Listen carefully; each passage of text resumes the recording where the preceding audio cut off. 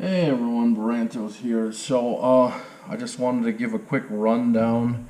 I just picked up a Shadow Systems DR920 and I was able to go take it to the range and put 200 rounds through it. I only did 200 rounds. The range I was at, you had to buy your ammo there, which I had all my ammo packed and ready to go to do 500. But 200 was all I felt like purchasing from the shop. So overall, this gun here is absolutely amazing. It's empty, just to give everyone a show. But I've always been like kind of a fan of Glocks, and I used to get slide bite really bad. This did bite me once, but I was gripping pretty high up and hard on it. But I'll say that Shadow Systems does a great job with their grip texture. I absolutely love it.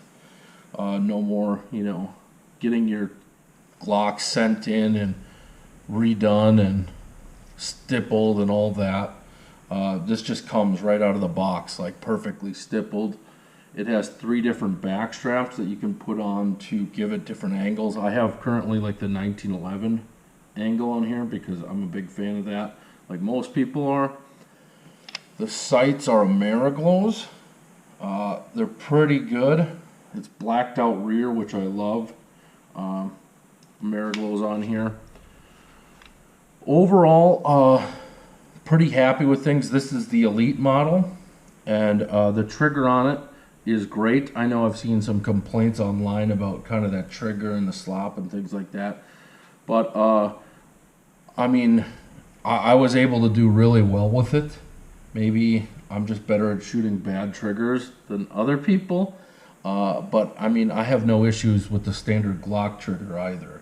I know I have 1911s. I have an Alchemy custom weaponry, which has, a gorgeous trigger on it that I appreciate. But this also is, I think, a great trigger. It's not anything to scoff at, So, yeah, let's break it down. Do some cleaning on it. It's clear. So just to kind of reiterate that.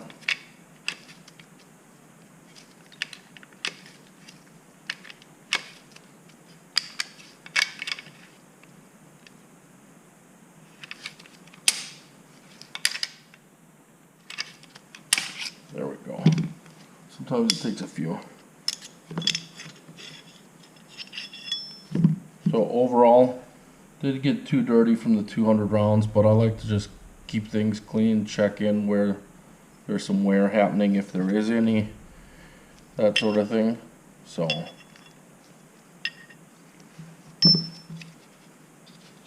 just empty frame. I'll spray this down with some solvent.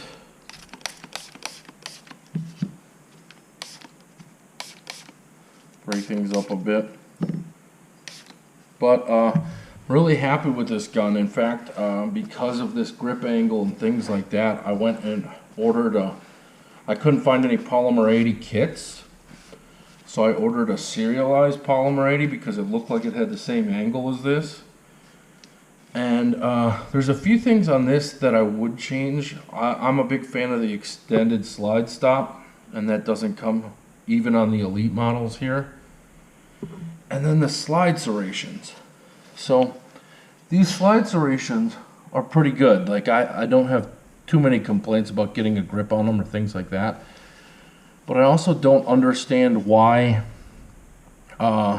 manufacturers aren't using like the 1911 style serrations where they're closer together and smaller little ridges, or like the knurled style, because when you get these like bigger bars and grips and things like that, when you grab them, you're contacting like less surface area. So you're actually, something's got to give, and it's going to be your finger. So if you're shooting all day and you're racking this a ton and doing all kinds of things with it, you're going to notice, like, I don't know, pain in your fingers, or spots where, like you start getting calluses or wear or things like that on your fingers, because something's got to give and it ain't going to be the metal when you're grabbing it with your hand. So that's where I tend to like 1911 style slide serrations, just because it seems like they grip in your hand without applying as much pressure to spots on your skin as, you know, these deeper, more aggressive serrations like this, or knurled in the other instances. So the other thing that I would say too, I'm a big fan of blacked out rear sights on here, and this has like a really nice AmeriGlow on there as well. But one of the things I feel like with these blacked out sights, and some of them in general, is like if there's too much meat on either side, it like blocks out like what your target is, or like how you're looking at your target. So the issue with that, you know, is like if you're shooting at something small or farther away, you can't see like the objects around it as easily, which is why I'm doing a new custom Glock build with that Polymer 80 serialized lower, like I mentioned. And I'm going to try those XS sights out where you put the dot and it sits above the rear. And then that way, you know, when you're looking at your dot, nothing's obscuring it except below. So you can see to the left and the right of your target a lot better than you can with just blacked out rears like this. So it's something to think about, something to consider. Just, you know, a few of the things that I wish they would have done maybe to improve things. Like I said, I have no complaints with the trigger. The mag release is kind of small. It doesn't protrude very much. Like a lot of them now, you see like there's a scalloped area here, and this doesn't have that as much as I'd like. But overall, I got a deal on this. I was able to get this on Gunbroker for under $700, which is great. Very happy with that, because the custom one that I'm putting together with a Polymer 80 lower I did is going to probably run me about $850 to $900. And you know, it's me assembling it. It's not being assembled by Shadow Systems. It's not going to have the Shadow Systems like warranty and customer service and things like that. So, you know, that there's a lot of perks to just buying this from Shadow Systems. Honestly, I think I'm going to continue to buy pistols from Shadow Systems. I'm looking at the XR920 and the CR920. And the reason I might pick up the XR is I got pretty fat, meaty hands, and the MR920 or the Glock 19 style grip just doesn't fit. So this is a full-size grip, and you can see I'm basically choking the whole thing out with my hands. So with the Glock 19, it's a little bit too small for my taste, where my pinky kind of rolls off of it, even if there's a ledge. So, yeah. So let's get into it. Just some mild brushing, I'm sure, in here. Nothing too serious.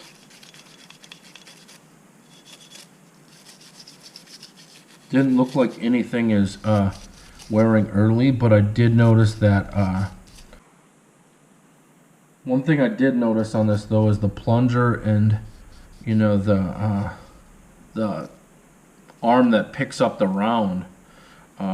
Basically they have kind of like a case hardened look almost to them already, and I'm not sure if that's a different coating or, you know, something that they use, but it doesn't look like my typical, you know, Glock or my XDM slides, the way that the metal sits on there. So we'll just give this one more spray quick, and then we'll get it cleaned off.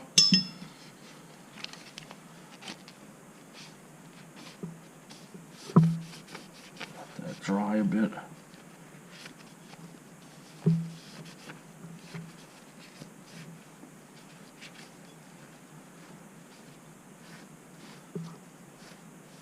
So one thing that these do come with is a mounting plate for a red dot. I have astigmatism, so honestly it's not really a big appeal to me. I know some Holosuns I can see through relatively well. And I was thinking of trying one now that I have an actual optic plate pistol, because I usually don't buy them, just, you know, it doesn't appeal to me because of the stigmatism. So, and you'll see that these have spiral fluted barrels in there. I didn't notice any change. You know, I put the 200 rounds through it relatively quick. I wouldn't say it was very clean ammo that the range sold me either.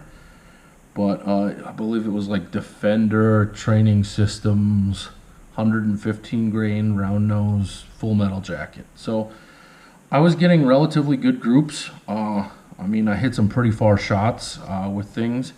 And it seemed like when I did my job, the gun did its. So no complaints there.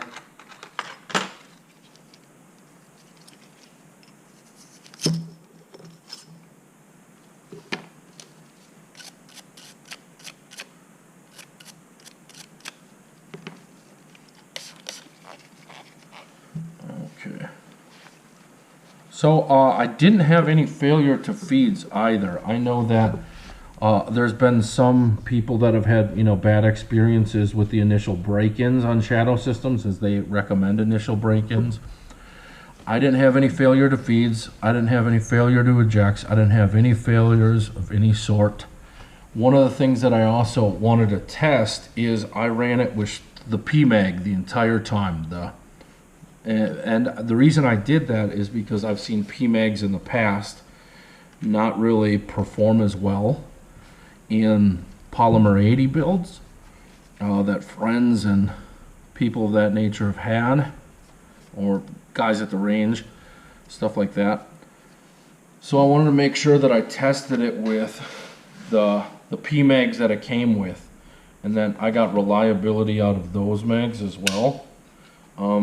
And yeah, it fed like a champ. I didn't have any hiccups or anything like that. So the gun oil I use currently is this Trident by Shaolin Performance. If you don't know who Rob Shaolin is, he's kind of the genius behind Alchemy Custom Weaponry. I believe he worked at Les Baer for a while. He works with Cabot as well to build these 1911s. And this is ceramic infused lubricant. It's supposed to kind of make things a little bit more protectant and smooth and handle high heat situations.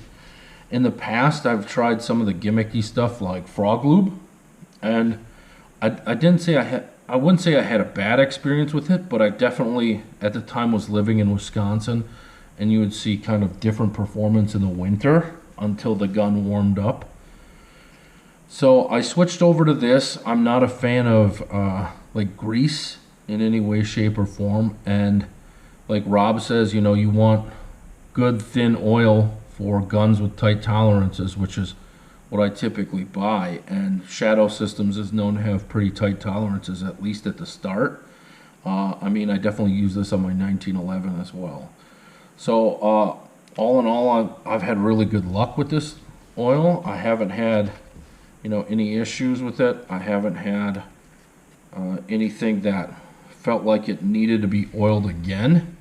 And I've tried to put it through a few tests where, you know, let's fire a couple of thousand rounds with my AR without reapplying any oil. Let's see how long it can go. And still smooth. I don't hear any like kind of metal dragging or snagging. The one thing that I did notice on this barrel is there's a little bit of wear right here, but you know, that's where it locks up, so that's where I would expect it to wear. So I just throw a little lube on all the parts that, you know, typically have metal sliding on metal here. So just in the slide, and then a little bit on the frame here on these rails.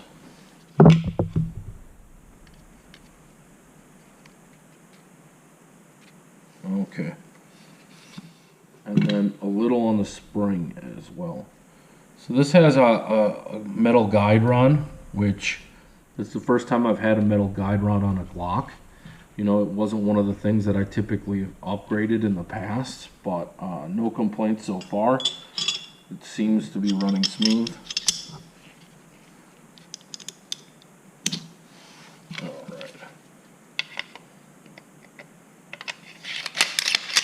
there you have it.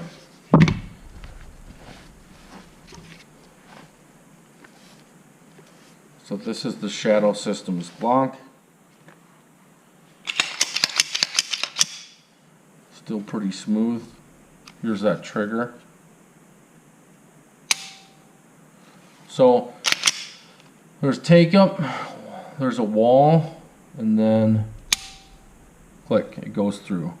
So you feel a little bit after, like kind of the twang, I guess, but it's nothing that I don't feel on any other striker.